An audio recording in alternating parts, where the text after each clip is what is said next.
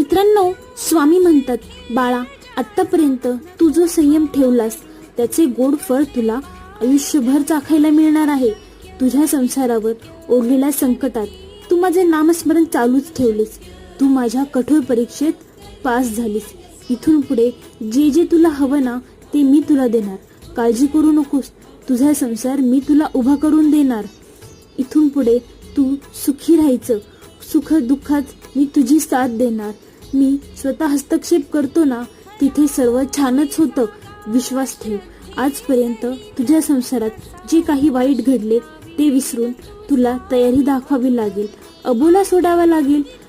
बोलण्याचा प्रयत्न करावा लागेल. तुझ्या प्रयत्नांना यश मी देईन. तुझी सर्व स्वप्ने पूर्ण मी करेल. भिवू नकोस, मी सदैव तुझ्या पाठीशी उभा आहे.